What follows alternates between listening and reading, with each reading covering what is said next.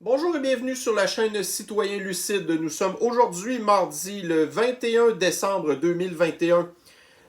Aujourd'hui, le sujet qu'on va aborder, en fait, c'est en rapport avec un article qui est paru dans le CNBC hier concernant le fait que Donald Trump est allé dans une espèce de rencontre avec des fans à lui. Puis là, il a été interviewé par un gars qui lui a posé la question à savoir s'il avait été triplement thérapie-génisé et il a répondu oui. Et une partie, en fait, de l'auditoire a commencé à le huer.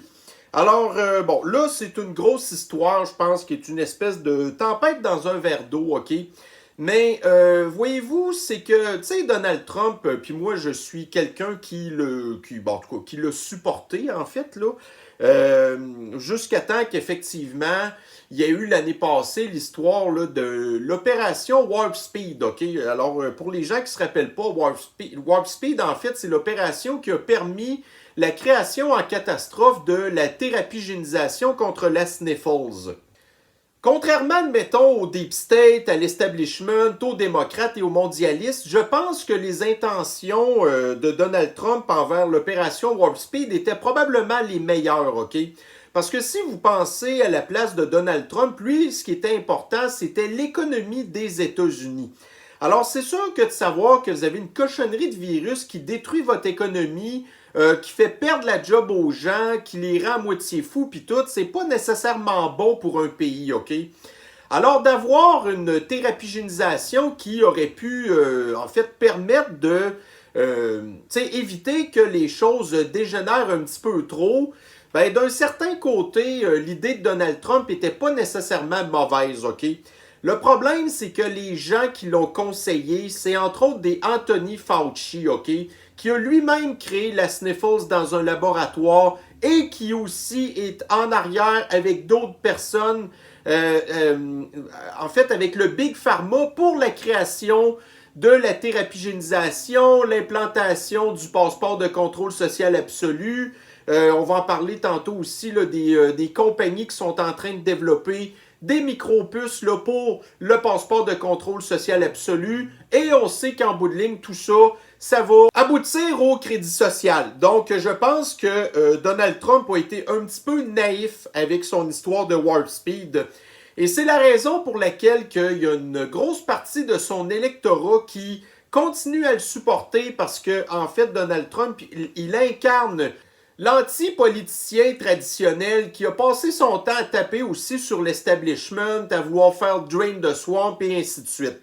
Par contre, effectivement, ce n'était pas surprenant que vous ayez une partie, en fait, des personnes qui l'appuient, qui est un petit peu fâchées contre lui, on va le dire comme ça. Moi, personnellement, écoutez, ce que je trouve un petit peu étrange là-dedans, c'est de savoir que, faut pas oublier non plus une affaire, c'est que Donald Trump, il a eu la Sniffles l'année passée, OK? Alors, on se rappelle au débat là, pour la présidentielle contre le vieux fou de Biden, Donald Trump avait eu un diagnostic de Sniffles positif. Ensuite de ça, il a été aussi isolé pendant un certain temps. On s'était rendu compte finalement qu'il allait pas si mal. On a appris aussi qu'il avait été traité par... en fait, là, je me souviens pas, c'est le... Comment qu'il l'appelle donc? Le Sing Treatment, ou je sais pas trop quoi, ce qui en fait là-dedans, vous avez entre autres là, du Regeneron, vous avez aussi, l'hiver médecin, il ne faut pas trop dire tout le mot, ainsi de suite. Et ensuite de ça, il avait été guéri, OK? Alors ça, c'était à la fin de 2020. Par la suite, on avait appris qu'en janvier, OK, Donald Trump avait apparemment reçu sa première dose de thérapie-génisation. Alors, c'est là que mon côté un petit peu scientifique est sceptique et que le scepticisme ne va faire qu'empirer avec le temps concernant l'histoire de Donald Trump et toute sa saga de la Sniffles, OK? Alors, si vraiment Donald Trump a eu la Sniffles à l'automne passé, qu'il a été soigné avec le Regeneron. Alors ça, c'est un traitement qui a été approuvé en urgence par la FDA pour le traitement de la sniffles et qui en plus va donner des anticorps pour au moins 6 mois, sans parler du fait que tu as eu la sniffles, donc tu as des anticorps aussi, tu as une protection naturelle. Là, après ça, pas quelques mois plus tard, il reçoit sa première dose de thérapie génisation. Là, après ça, ça serait de savoir aussi quand est-ce qu'il a reçu sa deuxième dose, OK? Alors, ça doit être probablement à la fin du printemps passé. Et là, maintenant, il reçoit une troisième dose, OK? Alors, moi, avec le... Tu sais, en fait, si on regarde le pedigree de Donald Trump sur la sniffles, j'ai un petit peu de misère à croire toute cette affaire-là, OK? Alors, pour se donner une idée peut-être de quand est-ce qu'il a pu avoir sa deuxième dose, moi, je peux me fier en fait sur le fait que vous avez ici, bon, elle, je l'aime beaucoup, c'est notre chère Ivanka Trump, la fille de Donald Trump, qui aurait reçu en fait sa deuxième dose de sniffles à peu près au mois de mai, selon ce qu'on apprend ici, là, dans cet article. Bon, alors en tout cas, tout ça pour dire que c'est quand même assez louche, toute cette histoire-là. Et là où ce que les choses commencent à se compliquer vraiment, en fait, c'est sur l'histoire de la remontée de la sniffles avec le dernier variant moronic, OK? Donc, on voit que la thérapie génisation n'est pas du tout efficace contre ce nouveau variant-là, OK? Alors, il y a de plus en plus, en fait, de personnalités publiques qu'on voit qui testent positif à la sniffles. Donc là, c'est un petit peu difficile de savoir si c'est le nouveau variant ou si c'est encore du variant Delta, en fait. Mais là, vous avez de plus en plus donc comme je vous disais, des personnalités qui testent positif, malgré le fait que, en tout cas, on nous fait croire qu'elles ont été triplement thérapie-génisées. Alors là, vous avez ici un autre cas qui aide pas du tout la cause, en fait, je pense, des personnes qui connaissent la science et qui pensent que normalement, des personnalités publiques, c'est supposé être suivi par des médecins qui sont supposés être normalement, en tout cas, meilleurs que ceux que les prolétaires nous avons dans nos petits hôpitaux publics de marde, avec des médecins qui sont payés des chèques de misère et ou qui reçoivent des petits bonus de Big Pharma, OK? Ou bien, par exemple, des fondations de Bill et Melinda Gates pour faire leurs recherches, admettons. Alors là, ici, nous avons, imaginez-vous, une femme. Donc ça, c'est dans le People. Nous apprenons une ancienne représentante donc du gouvernement américain qui était probablement, j'imagine, une démocrate qui actuellement est 8 mois enceinte, OK? Qui dit qu'elle est actuellement quand même assez en santé. Et nous apprenons dans l'article qu'elle a été triplement thérapie-génisée. Alors, si on regarde le fait que ça fait 8 mois qu'elle est enceinte, ça veut dire qu'elle a eu probablement sa première dose alors qu'elle commençait sa grossesse, OK? Qu'elle aurait eu sa deuxième dose pendant qu'elle avait sa grossesse et que là, elle aurait eu sa troisième dose pendant qu'elle avait sa grossesse. C'est totalement impossible, OK? Il n'y a absolument aucun médecin, même le médecin qui aurait fini 500e sur 500 dans son année de diplôme, il n'y a absolument aucun médecin qui aurait recommandé à cette femme-là de se faire thérapie génisée. Surtout qu'en plus, je la vois ici, la photo, je présume que c'est une femme qui est probablement, je dirais, dans la trentaine, OK? Je ne sais pas quelle trentaine, mais elle est dans la trentaine. Alors, elle n'a absolument aucun danger de se ramasser à l'hôpital à cause de la sniffles. Elle n'a absolument aucun danger non plus de mourir de la sniffles, à moins peut-être qu'elle avait une situation de santé où qu'elle était assez fragile, mais j'en doute sincèrement, OK? Alors, c'est là où vous avez une grosse partie de la population qui refuse la thérapie génisation. C'est qu'on voit effectivement que, et on a vraiment beaucoup de misère à croire, toutes ces personnes-là Donald Trump, qui a eu la sniffles, qui n'avait absolument pas de raison de se faire thérapie génisée parce qu'il y avait des anticorps, cette femme-là qui est enceinte, qui, normalement, n'importe quel médecin sur le sens du monde lui aurait jamais recommandé de faire ça. En tout cas, bref, et toutes ces personnalités-là qui nous font croire qu'elles ont été thérapie génisées. Vous avez ici, là, admettons, tous les sportifs comme dans la NBA, la NFL, le baseball, le soccer et ainsi de suite. Puis on voit que là ça tombe comme des mouches. Ils tombent tous malades, en tout cas. Bref. Alors, est-ce qu'ils ont été réellement thérapie-génisés? Ça se peut peut-être que non.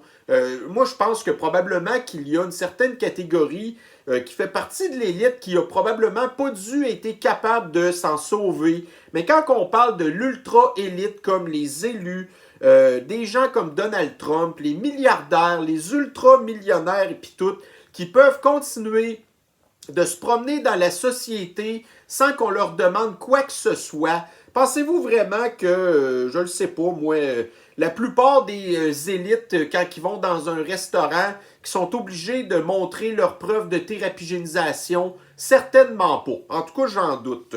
Surtout quand on voit que là où on s'en va de plus en plus, vous avez ici, bon, là c'est la presse qui sort des limbes, en fait, un article qui nous apprend dans la presse, parce que nous on le savait déjà, qu'il y a une entreprise en Suède qui a développé une micropuce qui pourrait servir de passeport de contrôle social absolu.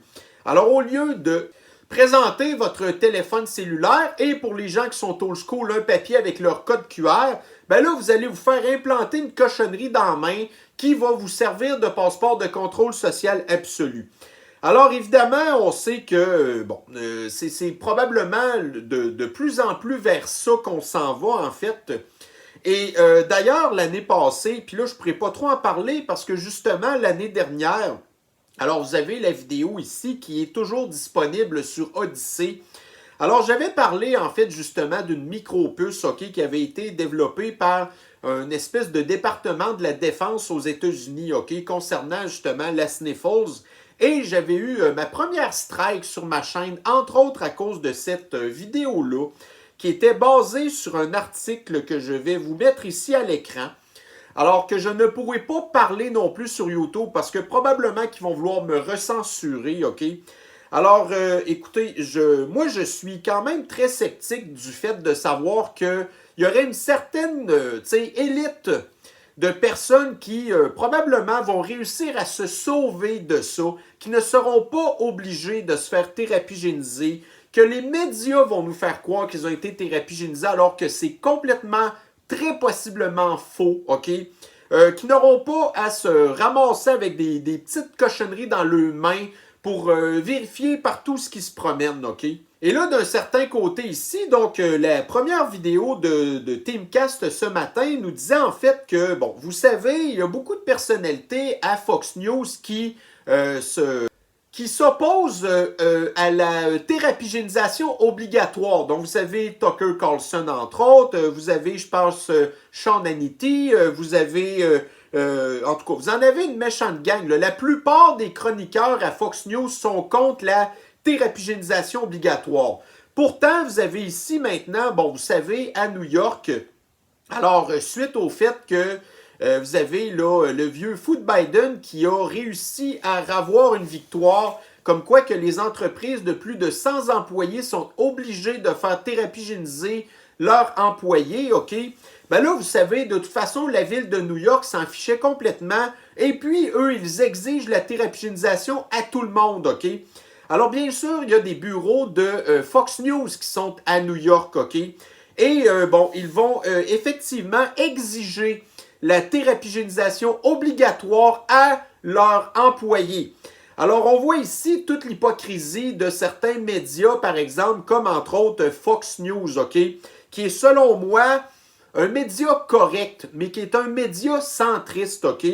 Qui essaie de jouer un petit peu la carte des badass, alors qu'on voit que d'un autre côté, ce qu'ils font à leurs employés, c'est pas tout à fait ce qu'ils préconisent, OK? Et aussi, ce qu'on sait pas tout à fait, c'est toutes les, leurs personnalités de haut rang, comme des Tucker Carlson, entre autres. Est-ce que Tucker Carlson a été thérapie-génisé? On ne le sait pas. Et même s'il ne l'est pas, eh bien, Fox News ne va pas l'obliger, lui, d'être thérapie-génisé parce que c'est lui qui ramène une grosse partie des gros revenus à Fox News, OK?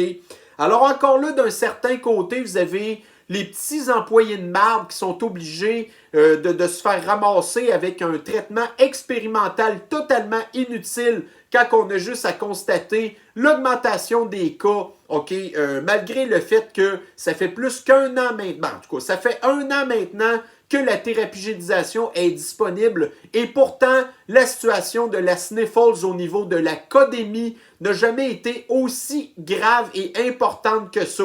Puis quand je dis grave, je parle des chiffres seulement. Je parle pas des malades, OK?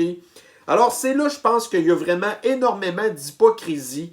Et bon, alors, mais de toute manière, écoutez, vous avez d'un certain côté les médias de l'extrême gauche qui vont nous dire, ben voyez-vous justement l'importance que ça a de se faire thérapie génisée et de se faire triplement doser, OK? Que ce soit Pfizerisé, modernisé, Johnsonisé pour les gens qui ont eu une dose, puis que là, ça leur prend une deuxième dose, et ainsi de suite, blablabla. Bla, bla, bla. Et ensuite, ben, on va pouvoir vous redonner votre passeport de contrôle social absolu, malgré le fait que même si vous avez votre passeport de contrôle social absolu, eh bien, on vous reconfine de toute façon et on vous réenlève la liberté conditionnelle que vous aviez d'aller vous amuser dans vos divertissements, alors qu'on avait complètement tassé les non-thérapies génisées, OK? Puis là, ben, tu sais, on voit que les cas augmentent quand même, puis écoutez. Alors, c'est la raison pour laquelle que les gens sceptiques, OK, que je vais appeler en fait la véritable résistance, qui peu importe en fait les espèces de menaces qu'on va nous faire, ben on va réussir à à garder la tête froide, à se ficher complètement en fait d'être tassé d'une société qui est rendue totalement hystérique, OK?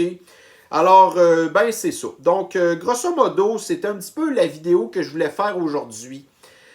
Bon, alors, je pense que ça ne va pas nécessairement aider la candidature de Donald Trump. Qu'est-ce qui vient de se passer récemment? Je pense de toute façon que la prochaine candidature pour les républicains en 2024 pour la présidence, ça devrait être Ron DeSantis parce que c'est vraiment lui qui a été le républicain le plus notoire au niveau, en fait, là, de son combat contre la tyrannie sanitaire communiste, fasciste, en fait, là, de l'histoire là, de la fameuse Sniffles. Donc, mes chers, soyez lucides, eh bien, ça met fin à cette capsule d'aujourd'hui et nous aurons très certainement le plaisir de nous reprendre sur une prochaine dans un certain avenir, probablement pas très éloigné. Bonne journée à vous, bye bye.